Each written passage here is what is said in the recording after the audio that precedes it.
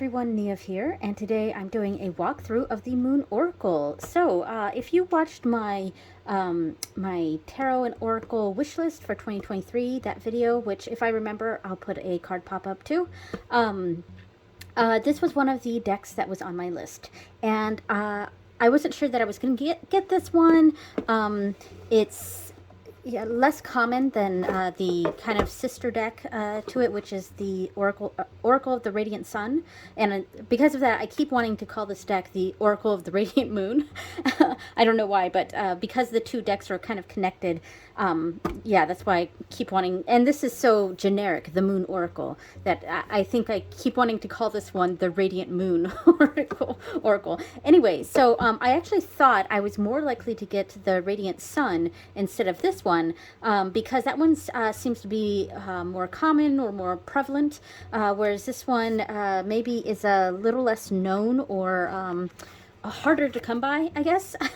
But my family and I went to Barnes & Noble not too long ago, and believe it or not, this deck ended up being there. Not the Radiant Sun, though. The Sun deck wasn't there, but this deck was. So I went ahead and got it. Yeah, so this is the packaging. It comes in, it's kind of this multi-part thing with a nice big book. I'm not going to keep it in this. This is a really lovely box, very sturdy, but I hate big boxes like this, and I'm obviously just going to keep it out like this and create a bag for it, and I'll probably do the same thing for the Radiant Sun Oracle. Now, I will say, these are quite larger than I was expecting, and I'm thinking that the Radiant Sun is probably going to be smaller. And that kind of irritates me just slightly, only because the two decks go together, and I would have preferred if they were the same size. I know the Radiant Sun gets some criticism for the quality of the cardstock, and I'm kind of expecting that, so it's not something that really bothers me, but it does sort of bother me that they're not the same sizes, that deck and this deck. Because my intention is to use them together, so I really wish they were the same size, but I don't think they are. So with that said, it comes with this nice book, and I actually did start reading it a little bit, but I ended up doing other things, and haven't gone back to this yet, but I do really look forward to reading this in depth. Yeah, and each card has a good amount of information and explanation, and there's a lot of information on, the moon astrology here, which I think is very helpful. Yeah, so this is one of the, and there are some spreads in the back here. So there are some spreads. Here we go. And there is moon table information. Goes as early as 2016, which is irrelevant for me. Of course, we're in 2023 now, and it goes up to 2032. Yes, 2032. All right. So there we go. And it is a good quality book. I will keep it on my shelf. All right. So let's see. Is this the actual first card? Because I did already use this deck for my full moon reading, so it does look like I put the card back because I used this card. I didn't shuffle and use a random card. I specifically pulled out the full moon in fire because it was a Leo full moon, and yeah. So all right, so let's go ahead and go through this deck. Oh, and let me show the back first. It's okay. The back is okay. It's kind of this silver color here with a almost looks like Greek depiction here. Greek, or like somewhat like Mediterranean, or yeah, something like that. Anyway, so let me zoom in and we can go through these cards real quick.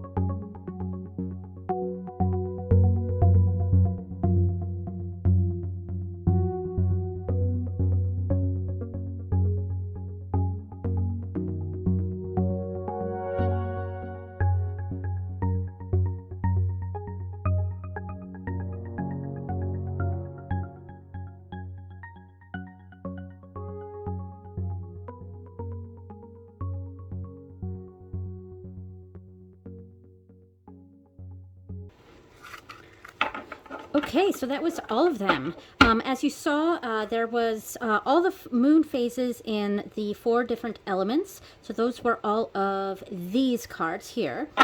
And then there was a set of goddess cards, which honestly, as you know, is not really my thing. So I might pull these out of the deck and just have them separate. I'm not sure. I do like the Hecate one. Frey is nice too. So I'm not sure that I'm actually going to use these. Oh, let me zoom out a bit. I'm not sure that I'm going to actually use the goddess part of this deck. Yeah, I'm really not sure, but I am going to pull it out for now. I did really like these as kind of their own little oracle, all the numbered ones, because there were 28, so 28 days of a moon cycle, so that makes sense.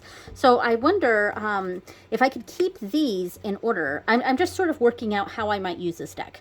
If I keep these in order and just use these as significator type cards, like how I used it for the full moon. The last full moon reading, where I pulled this out and that was my center card, and I just focused around that, and I just kind of keep this set in order, and I might be able to come up with some sort of spread or something, or use something from the book and use these as the actual oracle, because this I actually I think I like these cards the best, this whole section.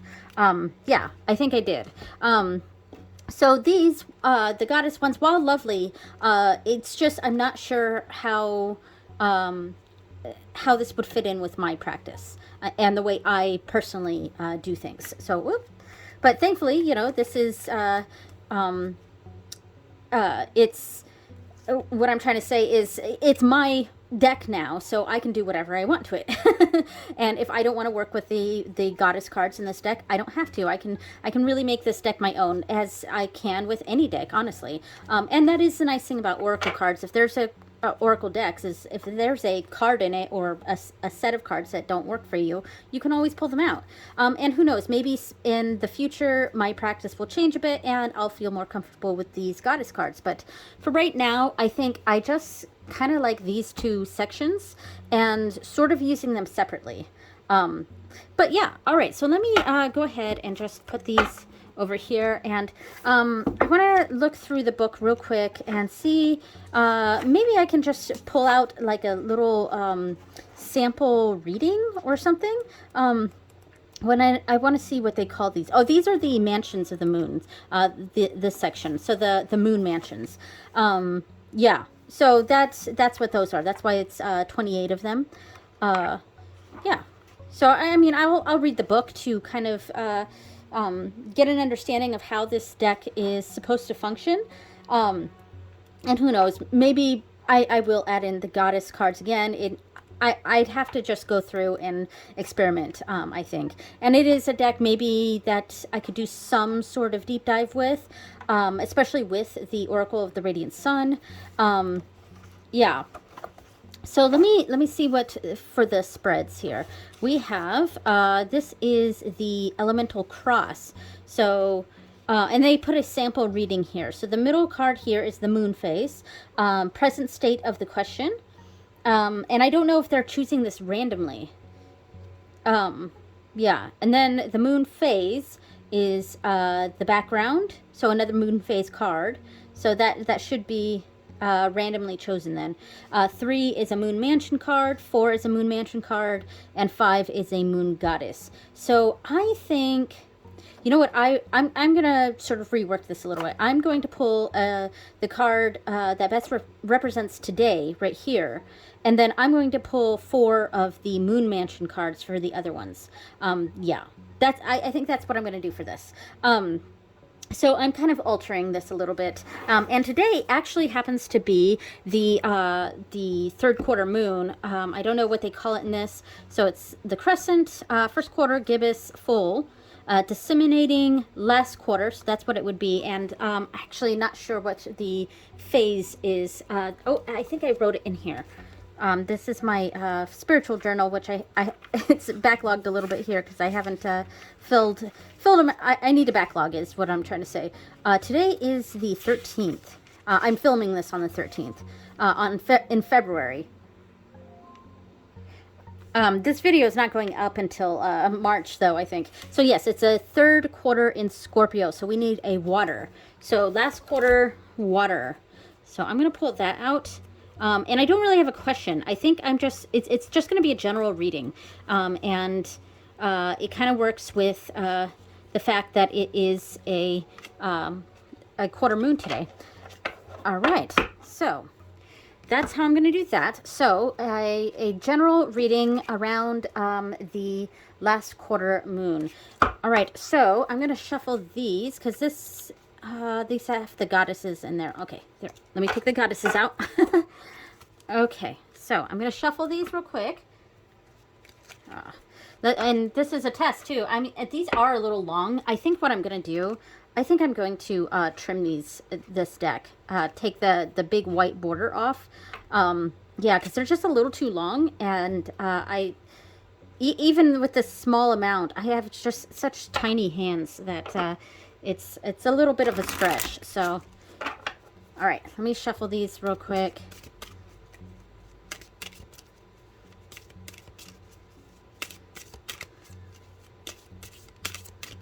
All right, so go back to the spread here. Let's see. So the first card after this middle card is the background. So this is a general reading for the collective. We'll say kind of the background information, what needs to be done next, the outcome, and action required. So. Sorry, bumping the camera. So background, what needs to be done next, outcome, action. All right. So the background. Let's pull this one. So we have duel. Interesting. Background. I'm sorry, I'm a little out of frame here. I'm zoomed out as far as I can go. Maybe we'll do it like this. We'll just kind of go around like that. Okay. So background, what needs to be done? What needs to be done next? Fortuna. The outcome. The wheel. And finally, the one is action required. So it's pretty similar to this question here, but action required. All right, Guru. All right, so let's, man, this is really taking up the whole space here. So I'll just kind of go like this. All right, let's just do that. Okay. All right, so for the one down here, so for the background of this information, of this general reading here for the collective, we have duel. So let's go to that section. So 21 here. All right, so... I'm just gonna, so let's do the key phrase down here. So, competitive action, clash of two opposing views. Actually, I can think of something that would fit with this in regards to my life myself, but it is private, so I won't mention it here. But something, a duel of not really. There's a clashing of views, but it's kind of an internal thing for me, at least. I know this is a reading for the collective, and I've kind of connected this to something that's going on for me personally. But yeah, I mean, there is something for me that internally that I'm dealing with. So all right, so the next one is what needs to be done next, and that's 11, Fortuna. So the key phrase down here is extreme good fortune. So, interesting. So I wonder, like, if this card is drawn, it often indicates that you were lucky enough to be born into a well-off family and will inherit significant sums of money, or that you are naturally talented in some way or will come into contact with someone who is. And this actually does make sense to me, too, in regards to this situation. Yeah. All right.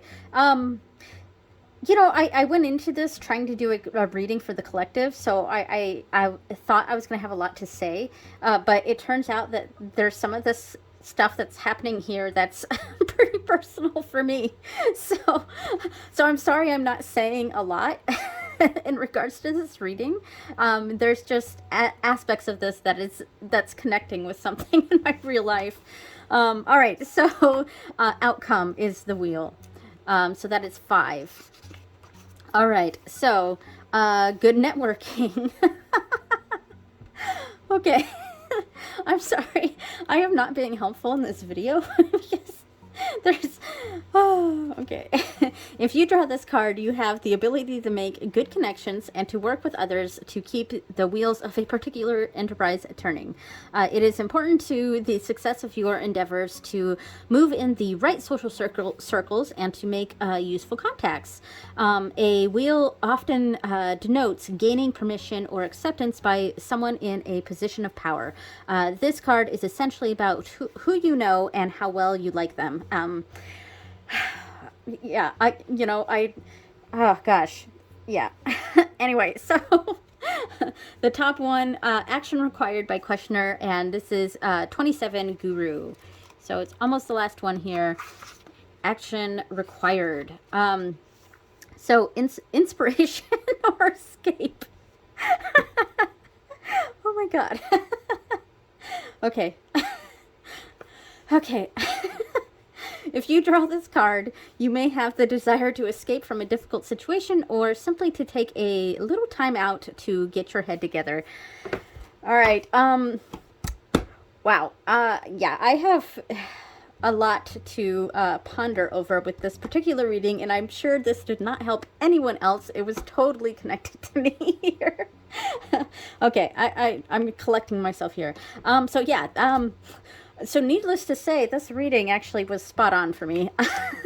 And I'm going to, actually, you know what, I'm going to put this back up here real quick. I'm going to take a quick snapshot for the thumbnail, and I'll separate it out. Here we go. All right, so that is the the Moon Oracle, or how I like to call it, the Oracle of the Radiant Moon. And yeah, so I actually do really like this deck. I'm still going to work with it quite a bit to figure out exactly how I want to work with it. And I kind of liked what I did there. I don't know how much I'll use the Goddess cards, but I'm definitely looking forward to reading through this book and also getting the Oracle of the Radiant Sun to kind of go along with this, even though the cards are different. And oh, by the way, the cardstock on this, it's decent. I mean, this is glossy, which isn't my preferred. They're a little bit too big. Like I said, I'm gonna try. I say I'm gonna trim this, but I don't know that I actually will, but I want to trim off the edges here to make them a little more manageable for me. Yeah, but the quality, I mean, it's pretty thick. It doesn't feel flimsy to me, so which means it's probably different than the Oracle of the Radiant Sun, because I hear that the cardstock on that one is quite flimsy, but that is the one that I kind of wanted more than this. But yeah, so I will eventually get that, and we'll see how that goes. Thank you so much for watching, everyone, and I will see you next time. Bye!